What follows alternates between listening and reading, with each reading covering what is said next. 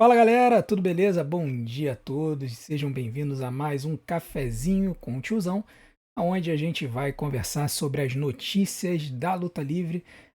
Saíram algumas notícias interessantes aí no fim de semana, então a gente vai conversar sobre isso no vídeo de hoje, tá bom? Então, vem com a gente, vamos ver aqui o que a gente teve esse fim de semana e, desde já, eu quero convidar vocês para estar na nossa live do Monday Night Raw, hoje a partir de 7h30 da noite. O Shigus vai estar com a gente e nós estaremos ali fazendo a nossa tradicional reação ao Monday Night Raw. Beleza? Então, quero convidar vocês para que a gente continue a ser a maior live de luta livre em língua portuguesa do Brasil e eu acho que até do mundo, porque eu não conheço nenhuma outra live em Portugal ou em outro país de língua portuguesa que tenha tanta gente quanto as nossas lives têm. Muito obrigado. E eu conto com vocês que são membros do canal para darem uma bufada nos nossos números, beleza? Bom, nós temos algumas notícias interessantes da série de gravações que aconteceram da TNA. A TNA ela fez uma série de gravações esse fim de semana e duas notícias importantes aconteceram. A primeira delas é o Ridge Holland, né, que luta na NXT, tá ali, de vez em quando ele aparece, de vez em quando ele some.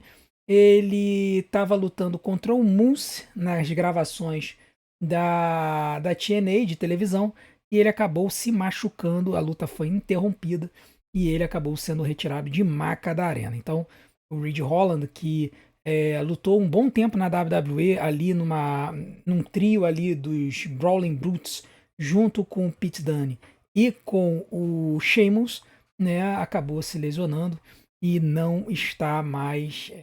Agora vai estar lesionado, a gente não tem ideia do que aconteceu, mas com certeza ele deve ficar um tempo afastado aí. Ele não vai participar dessa história, dessa invasão aí entre a NXT e a TNA. Aliás, se você não viu o meu resumo do No Mercy, saiba que no próximo dia 7 de outubro vai ter um show especial chamado Invasion, onde vamos ter lutas entre lutadores da NXT e lutadores da TNA.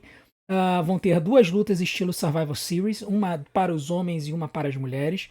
Vai ser um show bem interessante e esse show eu vou me esforçar para a gente poder cobrir aqui no canal. Talvez a gente já comece cobrindo a NXT essa semana. Eu tenho que só ajustar as coisas aqui em casa, mas eu acredito que eu já vou conseguir começar a cobrir NXT, tá bom? Então, essa foi a primeira notícia da TNA. A segunda notícia da TNA é que o título de duplas femininas trocou de mãos. A Inspiration, né, aquela dupla que na verdade era as Iconics na WWE, foram mandadas embora. Foram umas ex-lutadoras da WWE que foram parar na TNA. Tá cheio de ex-lutador da WWE na TNA hoje em dia. A Inspiration acabaram ganhando da dupla, aquela dupla que é ligada a Ash by Elegance, né?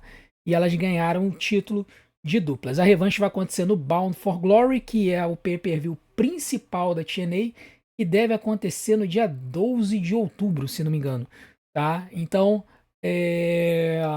foi interessante essa troca de títulos, né? Permaneceu ali na companhia, não tem gente que está ligada oficialmente à WWE, mas se você for parar para pensar, é uma dupla de ex-lutadoras da WWE que está com o título. Mas elas já tinham ido para lá com contratos da TNA, não da WWE. Então é interessante essa situação. Essa situação também, esse título vai ser resolvido no Bound for Glory, que é tradicionalmente a WrestleMania da TNA, tá? Nós também temos uma notícia, aliás, uma série de notícias sobre o bot lá do SmackDown, né? Aquele bot SmackDown medonho que aconteceu no SmackDown, onde a juíza não contou o pinfall, tá? Mas a gente vai falar sobre isso mais pro final do vídeo. Tá? Mas antes a gente vai comentar, vocês devem estar ouvindo umas vozinhas aí no fundo, porque o site que eu tô acessando tem uma porcaria de uma propaganda de vídeo, então acaba interrompendo aqui as nossas análises, tá? Até, enfim, deixa eu botar aqui no mudo, ver se a gente consegue impedir que esse som vaze. Mas o que é importante aqui tem uma notícia interessante sobre Indianápolis, tá? Indianápolis, que a gente sabe que tá na fita aí com a WWE, mesmo com a plateia sendo horrível, medonha, detestável. Eles fecharam aí um acordo com a WWE, aonde eles teriam vários shows indo para lá, incluindo um Royal Rumble, um SummerSlam e uma WrestleMania, tá? E aí a pergunta é quando é que isso vai acontecer, né? A cidade de Indianápolis não tem ideia de quando vai acontecer esse WrestleMania. A gente sabe que o WrestleMania de 2026 vai ser em Las Vegas e o WrestleMania de 2027 vai ser na Arábia Saudita. Então a data mais próxima para isso acontecer seria em 2028, né? Que é até um ano que faria sentido não acontecer em Las Vegas, porque Las Vegas acho que já vai ser host da final do campeonato de futebol americano universitário. E aí Las Vegas entenderia que, bom, já temos um evento bom, grande no ano em Las Vegas, então não chamaríamos a WrestleMania para cá. Então, poderia ser uma possibilidade levar o pay-per-view, levar a WrestleMania para Indianápolis. Sabendo que existe uma promessa futura de que New Orleans, que perdeu a WrestleMania 42, receberia um WrestleMania futuro. New Orleans vai receber o SummerSlam em 2020. Também tinha uma promessa de receber um SummerSlam, mas não se tem notícia. E se sabe que o SummerSlam de 2026 vai ser em Minneapolis, né? Então, Indianápolis provavelmente só receberia um show grande, possivelmente no SummerSlam de 2027. E aí, talvez o Royal Rumble de 2028 e a WrestleMania de 2029, ou a WrestleMania de 2028 e o Royal Rumble de 2029. Então, ninguém sabe quando é que isso vai acontecer. Nova Orleans está aguardando, porque eles receberam a promessa de que receberiam um WrestleMania no futuro, por terem perdido o WrestleMania 42, mas eles também estão adotando a postura de que vamos esperar para ver. Então, esse salseiro todo aí, a gente vai ver como é que a WWE vai dar conta. Mas eu, sinceramente, eu acho que a WrestleMania vai acabar ficando para cidades que paguem muito caro para a WWE para poder levar o show para lá. E o SummerSlam é que vai acabar sendo o show que eles vão alocar em cidades que achem interessantes. Tá?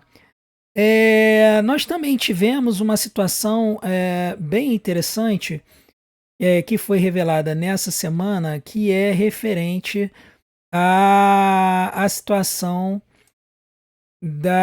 dos shows lá do Japão, né? Para quem não sabe, a WWE vai fazer dois house shows no Japão, nos dias 17 e 18 de outubro.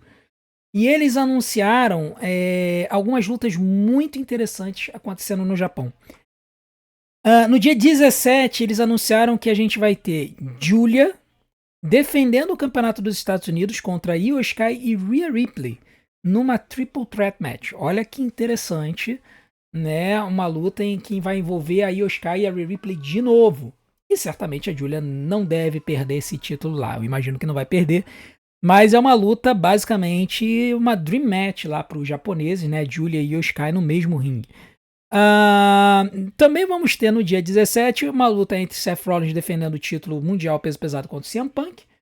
E também uma luta, e essa é bem interessante, Jey Uso e Shinsuke Nakamura contra Bron Breakker e Bronson Reed. Ou seja, o Shinsuke Nakamura vai lutar como face na sua terra natal. Ele vai lutar como mocinho, se aliando ao Jey Uso nessa batalha contra Bron Breakker e Bronson Reed. Aí a pergunta que fica é se eles vão adotar a postura que de vez em quando eles adotam com outros lutadores, permitindo que eles adotem outras personas fora da televisão da WWE. E na WWE eles mantêm essas personas. Porque o Shinsuke Nakamura, ele atua como heel hoje, inclusive ele tá aparecendo como um NPC assim por trás dos Sami Zayn, com uma figura sinistra assim, e não é uma figura de face, né? É uma figura de heel. E aí ele lutar como face lá no Japão chama a atenção, mas faz sentido porque ele é uma lenda lá no Japão, não teria como o público vai a ele. No dia 18, nós vamos ter Giulia e Kairi Sane, tá? 1 contra 1. A Asuka vai estar no corner da Kairi Sane, então vai ser outra Dream Match lá para os japoneses. Depois nós vamos ter Io Sky e Rhea Ripley contra Raquel Rodrigues e Roxanne Perez. Io Sky e Rhea Ripley agora como duplas. E nós vamos ter uma luta de trios entre Division inteira, Bron Breakker, Bronson Reed e Seth Rollins contra Jey Uso, CM Punk e Shinsuke Nakamura. Então Shinsuke Nakamura de novo vai atuar como face, dessa vez ao lado de Jey Uso e CM Punk. Então é um card bem interessante, é uma pena que não vai ser televisionado, porque olha, eu adoraria ver esse card, mesmo que fosse na madrugada. Eu adoraria ver essas lutas aí, mas infelizmente nós não teremos acesso a elas, tá? A não ser que a WWE mude de ideia, nós não teremos acesso a ela.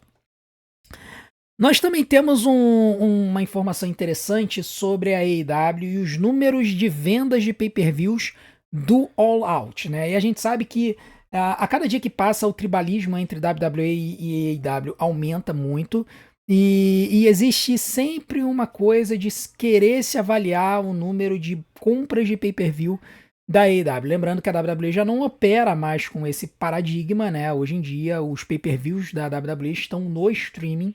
Então você tem que ou ter o streaming da ESPN ou você tem que ter o streaming da Netflix ao redor do mundo. A AEW ainda opera com esquema de pay-per-view. Você consegue comprar pela HBO Max, mas você tem que pagar para ter acesso ao show. Aqui no Brasil, o último show foi R$ 200, né? Então, só realmente quem é muito fã da AEW paga aqui no Brasil para assistir o show.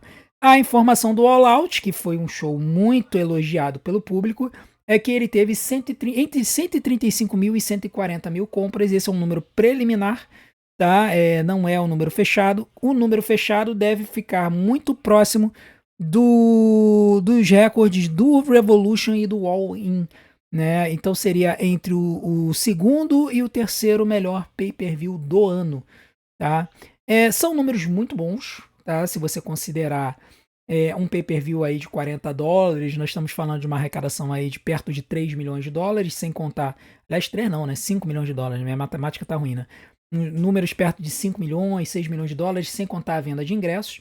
Então, eu diria que o show foi um sucesso, são números muito bons e a AEW, por isso que ela tá mantendo o ritmo, né, desse jeito. Mas ela ainda tem esse problema de distribuição, principalmente no Brasil e em outros países, então isso acaba limitando ela globalmente. Nós tivemos também uma informação interessantíssima sobre a TNA e essa continuidade dessa história da invasão, tá? Pelo que as informações estão chegando lá dos Estados Unidos, essa história não vai terminar no Invasion. Provavelmente vai ser o pontapé inicial dessa storyline. E a prova disso é que a TNA vai começar a gravar shows em Orlando, tá? Eles ainda não sabem aonde vão gravar, mas existe a possibilidade de que eles gravem shows no Performance Center da WWE. Então isso mostra novamente essa interação que está acontecendo entre WWE e TNA, NXT e TNA. E assim, praticamente é uma prova de que a WWE deve ter secretamente comprado a TNA, porque não é possível esse nível de trabalho e de acordo entre as duas entidades. Então, eu acredito que muito provavelmente a WWE realmente comprou secretamente a TNA, ou então está injetando muito dinheiro para usar a TNA como bucha de canhão contra a AEW, tá? Além disso, eles pretendem gravar shows em Orlando em novembro, né, justamente para poder ficarem próximos da NXT e evitar a questão de viagens. Então, eles estão procurando um local, né, para poder gravar, um local que seja cost effective, né, que seja efetivamente que não custe muito para a TNA. E, além disso, eles vão manter essa história da TNA versus NXT como foco principal da companhia. Então a gente vai ver ainda muita coisa de NXT versus TNA aí nas próximas semanas, nos próximos meses. Quem sabe a WWE agora não resolve fazer uma história decente de invasão depois de ter boteado a história da invasão da WCW em 2001, né? Vamos ver o que vai sair dessa historinha aí. E por fim a gente vai falar aí do incidente da Jade Cargill, da Nia Jax e da Tiffany Stratton, né? Aquele bote medonho que aconteceu no SmackDown. Saíram novas notícias nos Estados Unidos, tá? A primeira notícia que saiu pouco tempo depois, né? Acho que foi no sábado. Tá? Na verdade, a notícia saiu logo depois do show. Saiu na conta da WrestleVotes. A gente chegou a ler isso, essa informação aqui no nosso canal. Durante a live, alguém postou que o pessoal do WrestleVotes disse que a Tiffany iria ganhar a luta, mas que o sangramento da Jade Cargill fez elas inventarem um final ali na hora. o que acabou causando todo aquele bote. Então, aquele final que elas construíram com o Eye of the Storm, a voadora da Tiffany e o roubo do pinfall, aquilo foi inventado na hora, tá? E aí por isso que deu problema. E além disso, elas tiveram pouco tempo para conversar e fazer o final desejado, porque faltavam 3 minutos para o show sair do ar. Faltavam 3 minutos para o show sair do ar. Lembrando que o show de sexta-feira ele é engessado porque ele passa em TV a cabo nos Estados Unidos. É diferente do show da Netflix, que eles têm uma liberdade porque o show é streaming. Então, eles tiveram esse problema e o sangramento da Jade Cargill acabou atrapalhando tudo. O produtor da luta foi o Tyson Kidd, né, o marido da Natália. Ele é considerado um bom produtor de lutas, tá? Ele não é dado a esses problemas. E quando foi meia-noite de sexta para sábado, o WrestleVolt postou exatamente que o Tyson Kidd era o produtor da luta e que a sequência foi alterada no final devido ao corte da sobrancelha da Jade Cargill, tá? Então, tá confirmado que ele não era o final original da luta, não sabemos qual era o final original da luta, mas a luta teve o final alterado por conta desse corte na sobrancelha da Jade Cargill. E além disso, a Fightful Select disse que depois da luta houveram conversas nos bastidores sobre o que aconteceu. E ela notou que no passado os juízes eles tinham a orientação de bater o 3, não importasse o que acontecesse no ringue. Se um lutador tivesse com os ombros apoiados no chão e ele não chutasse no 3, os juízes tinham a orientação de chutar no 3. Porém, recentemente, os juízes receberam a orientação de seguir o roteiro. E aí, isso explicaria por que a juíza AJ Smith não bateu o 3. Porque quando elas recriaram a história final da luta, a história pedia para que a Nia Jax não chutasse no pinfall da Tiffany Stratton. Ela foi obrigada a chutar do pinfall da